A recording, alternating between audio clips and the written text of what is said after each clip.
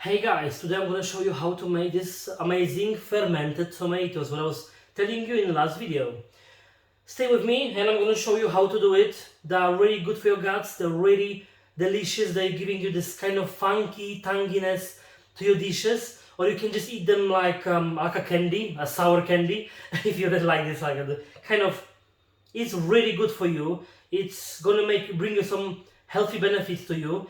And if you like to fermented the stuff, it's unlocking some vitamins, some nutrients from the tomatoes and other stuff like and basically all the spices gonna give you this amazing taste in it.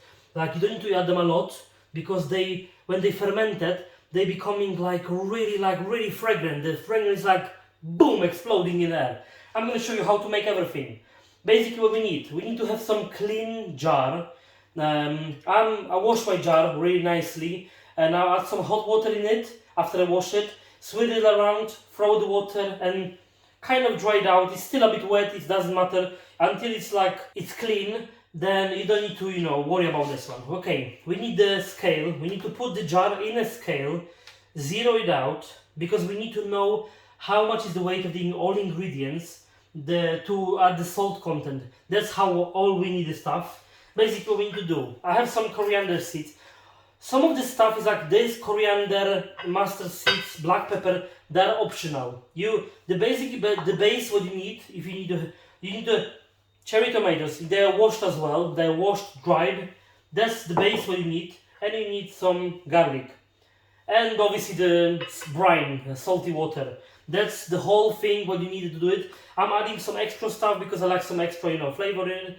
Basically I'm gonna add half teaspoon of coriander seeds.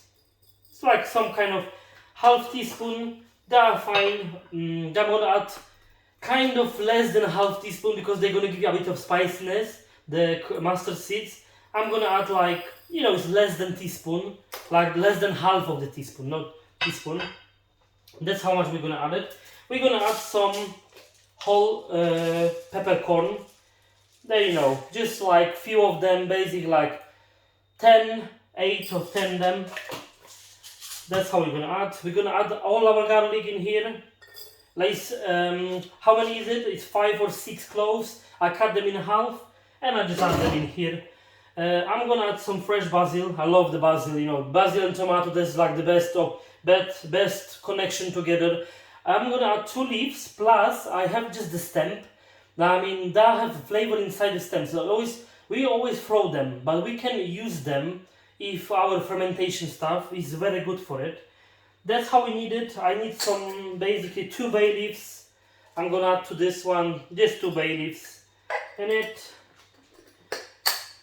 I'm gonna add some thyme as well because thyme is really good as well. It brings some amazing flavor in it. Like you can see, like I have fresh thyme.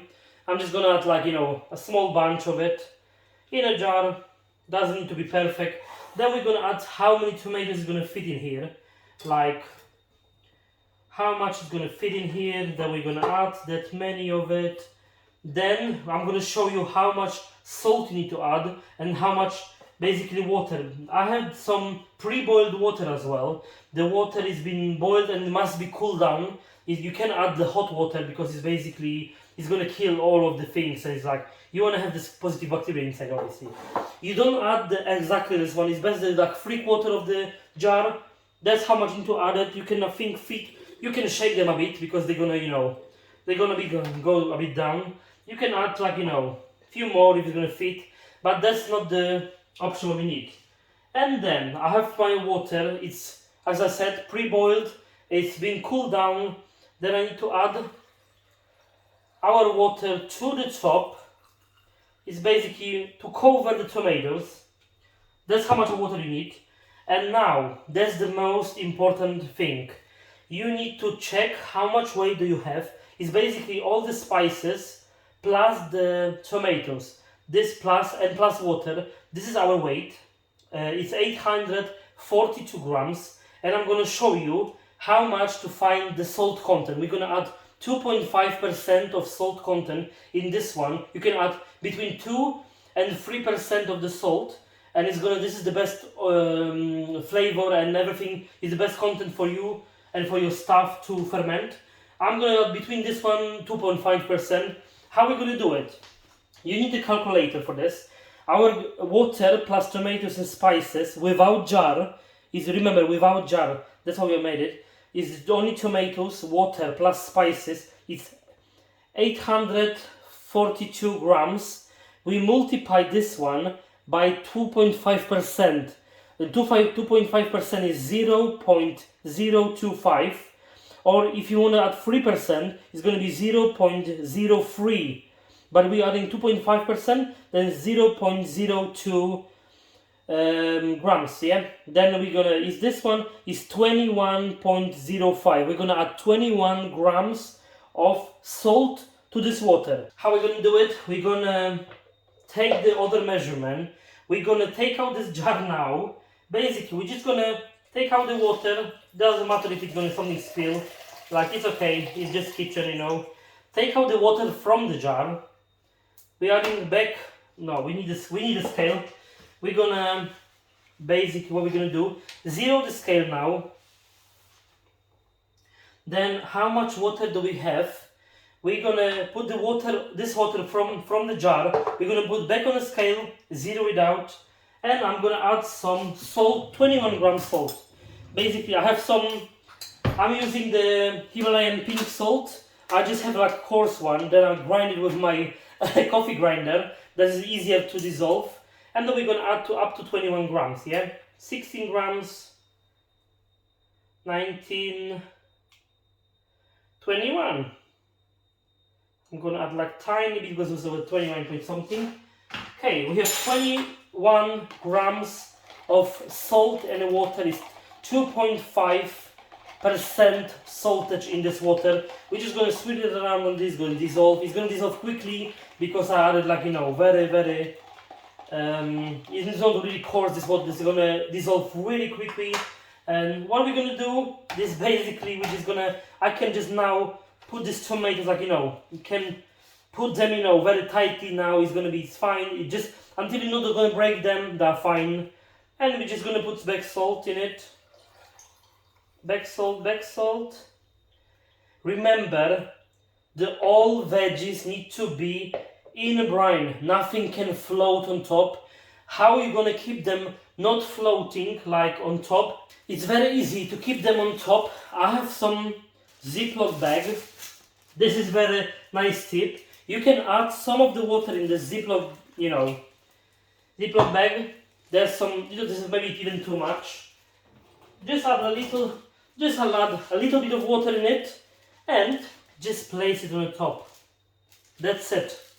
This is gonna keep our veggies on the bottom. It's not gonna, and the water gonna rise a bit, you know, and it's nothing around.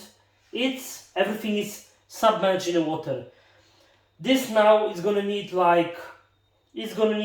I don't know, around 7 to 10 days. You can see all our veggies in here, like all our spices are in here, our tomatoes in here. It doesn't matter, the spices, everything is gonna go around because it's gonna start fermenting. It's gonna start like bubbling it up, you know, this one. And after 7 to 10 days, you're gonna have something like this. They're gonna ferment, the water gonna change the color, you know, and the smell. Remember, the smell of them is gonna be like nice, sour, kind of even, I can feel a bit sweetness in them because, you know, tomatoes, they have a kind of like sweetness in them. That's why they help them, you know, like the lactic bacteria, they're gonna feed up on all the carbohydrates in them, and they're gonna change them for like, you know, for acid. And it's gonna be, you can see the water is kind of like murky. It's not like really clear. That's why it's good, because we know our veggies are like, you know, there's been fermentation in there. Now after 10 days, you can keep them in the fridge for like really long time. You can keep them like almost like for up to a year, 6 months definitely. But I'm sure you're not gonna keep them for that long. You're gonna keep them quite of like, you know, we're gonna eat them in 6 months because they're really good. Then you can add them like in the salsa. You can make the salsa with these tomatoes like it's another level. Trust me. If you add just some onions, this one, you can add some sweetness to the salsa. This is like bomb, you know. It's gonna give something, another level to your dishes. Trust me.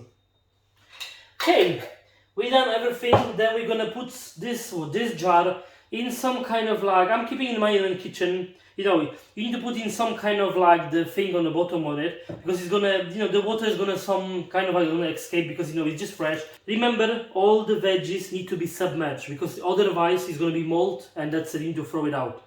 You don't want to do it. All the veggies need to leave the spice. Some of the spice, like you can see on my one, they're gonna float on top. It's okay, doesn't matter. The spice is gonna be fine. You can take out the Ziploc bag, you can put the bag again, and they're gonna be on the bottom. Now this need up to 7 to 10 days. They need it like this. It depends how warm it's in your kitchen or wherever you're gonna keep it. That long you need it, like, I think my one was like 10 days. I keep them 10 because in my kitchen it's kind of like coldish.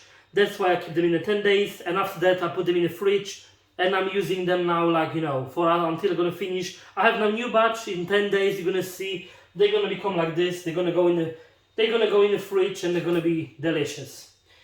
If you like this video, please subscribe, thumbs up, and I'm gonna make some another tasty dishes.